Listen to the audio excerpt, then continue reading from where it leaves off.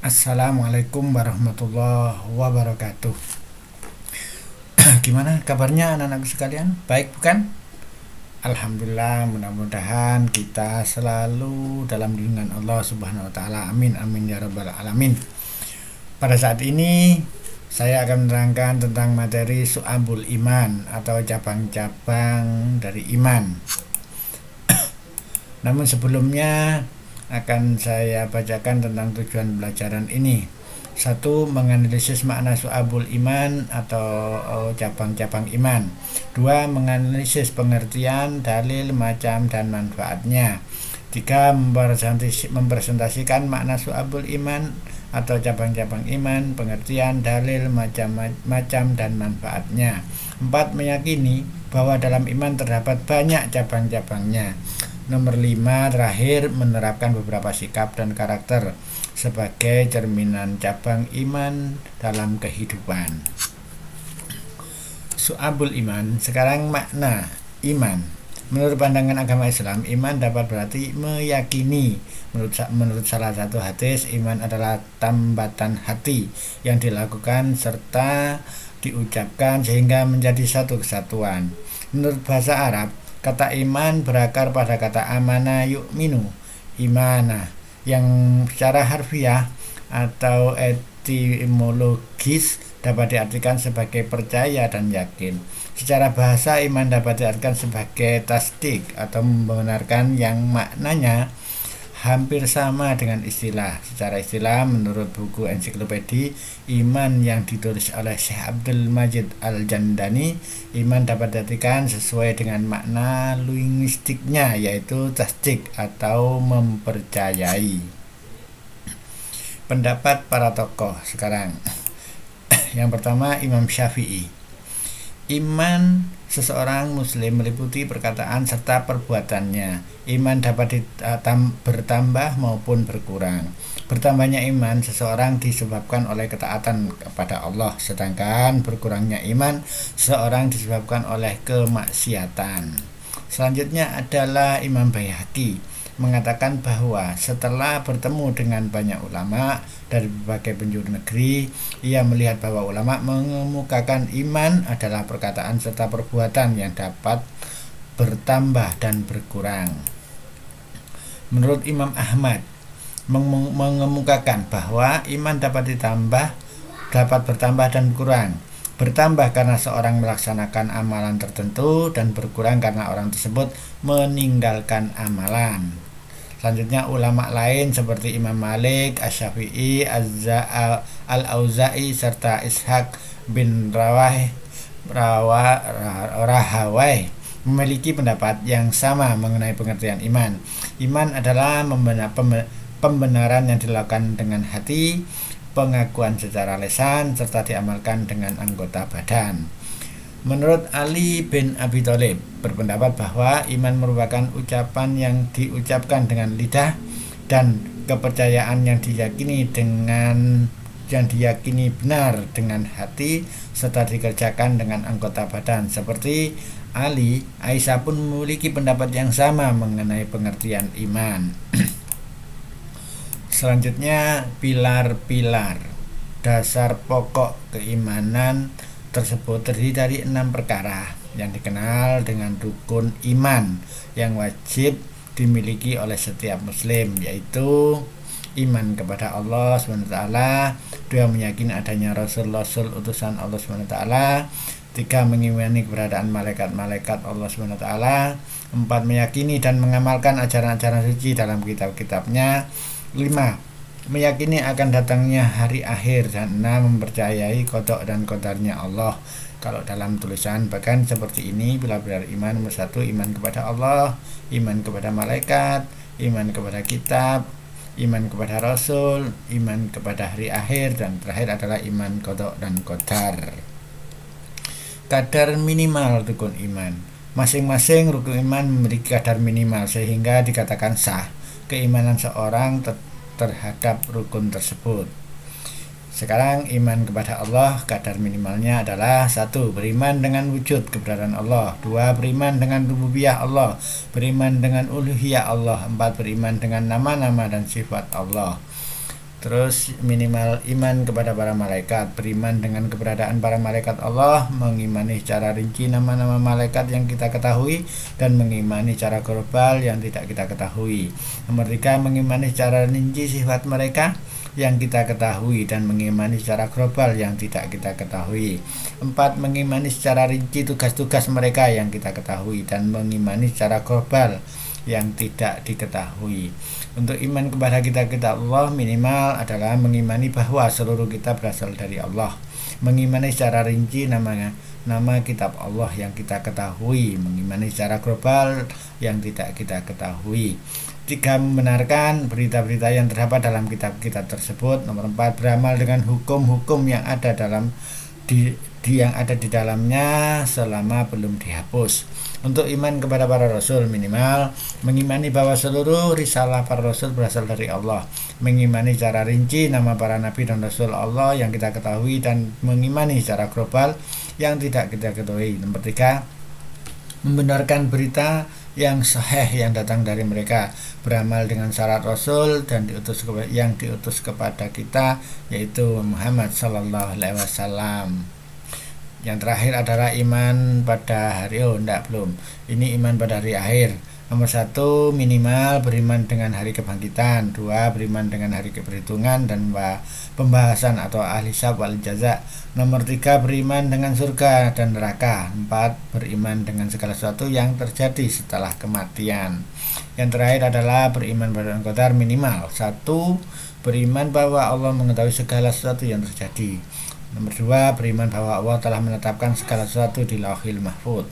Nomor 4, beriman bahwa segala sesuatu terjadi dengan kehendak Allah. Nomor 4, beriman nomor 3, sekarang nomor 4, beriman bahwa segala sesuatu yang terjadi merupakan makhluk Allah. Sekarang masuk pada macam-macam su'abul iman. Ini adalah Syekh Muhammad Nawawi bin Umar Al-Jawi berpendapat iman itu sebenarnya memiliki 77 cabang dan setiap cabang merupakan pekerjaan yang harus dilaksanakan setiap muslim mengaku beriman kepada Allah Subhanahu wa taala. Ke-70 cabang iman atau pekerjaan itu apabila seluruhnya sempurnalah. Apabila dilakukan seluruhnya sempurnalah iman seseorang. Sebaiknya apabila ditinggalkan berarti kurang ketebalan imannya. Dalam salah satu hadis Rasulullah bersabda, iman memiliki lebih dari 77-60 cabang. Cabang yang paling tinggi adalah perkataan la ilaha illallah atau tauhid, dan yang paling rendah adalah menyingkirkan duri gangguan dari jalan. Dan malu adalah salah satu cabang iman. Ini adalah hadis Bukhari Muslim.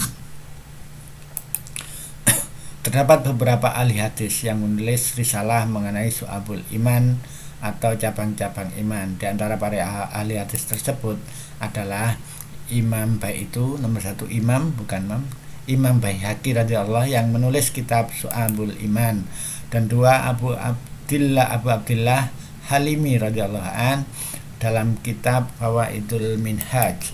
Nomor 3 Syekh Abdul Jalil radhiyallahu an dalam kitab Syu'abul Iman. Nomor 4 Imam Abu Hanifah radhiyallahu an dalam kitab Wasful Iman Waswasubuhu. Para ahli hadis ini menjelaskan dan merangkum 70 cabang keimanan tersebut menjadi 3 kategori atau golongan berdasarkan para ahli hadis Ibnu Majah berikut ini. Dari Ali bin Abi Thalib berkata, Rasulullah bersabda, iman adalah tambatan hati, ucapan lisan, dan mewujudkan perbuatan. Ini adalah hadis Ibnu Majah. Dengan kata lain, dimensi dari su'abul iman itu menyangkut 3 ranah, yaitu 1 ma'rifatu bil qalbi, yaitu meyakini dengan hati. 2 adalah atau B ini iqrarun bil lisan, yaitu diucapkan dengan lisan. Nomor 3 atau C amalun bil arkan, yaitu mengamalkan dengan perbuatan anggota badan. Ma'rifatu bil qalbi yaitu meyakini dengan hati. Ini ada beberapa yang harus kita ketahui. 1. iman kepada Allah Subhanahu wa taala. 2, iman kepada malaikat Allah. 3, iman kepada kitab-kitab Allah. 4, kepada rasul-rasul Allah. Iman kepada takdir baik dan takdir buruknya Allah. 6, iman kepada hari akhir. 7, iman kepada kebangkitan setelah kematian. 8, iman bahwa manusia akan dikumpulkan di yaumil mahsyar setelah hari kebangkitan. Nomor 9, iman bahwa orang mukmin akan tinggal di surga dan orang kafir akan tinggal di neraka. 10, mencintai Allah SWT. 11, mencintai dan membenci karena Allah. 12, mencintai Rasulullah dan memuliakannya. 13, ikhlas, tidak riya dan menjauhi sifat munafik. 14, bertaubat, menyesal, janji tidak akan mengulangi satu perbuatan dosa. 15, takut kepada Allah Subhanahu wa taala. 16, selalu mengharapkan rahmatnya Allah. 17, tidak berputus asa dari rahmatnya Allah. 18, syukur nikmat. 19, menunaikan amanah. 20, sabar. 21, tawaduk dan menghormati orang lain. 22, kasih sayang termasuk mencintai anak-anak kecil. 23, ridho dengan takdirnya Allah. 24, tawakal. 25, meninggalkan sifat takabur dan menyombongkan diri. 26, tidak dengki dan iri hati. 27, rasa malu. 28, tidak mudah marah. 29, tidak menipu, tidak suudzon dan tidak merencanakan keburukan kepada siapapun. 30, meninggalkan kecintaan kepada dunia termasuk cinta harta dan jabatan. Itu bagiannya. Sekarang iqrarun bil lisan, yaitu ucapan dan lisan. Ini ada 7. 1, membaca kalimat thayyibah, kalimat-kalimat yang baik. Nomor 2, membaca kitab suci Al-Quran. 3, nomor 2, membaca kitab suci Al-Quran. Nomor 2, belajar dan menuntut ilmu. Nomor 4, mengajarkan ilmu kepada orang lain. Nomor 5, berdoa. Nomor 6, zikir kepada Allah SWT termasuk istighfar. Nomor 7, menghindari bacaan yang sia-sia. Untuk amalun bil arkan, yaitu mengamalkan dengan perbuatan. Nomor 1, bersuci atau toharoh, termasuk di dalamnya kesucian badan, pakaian, dan tempat tinggal. Nomor 2, menegakkan sholat, baik sholat fardu, sholat sunnah maupun mengqadha sholat.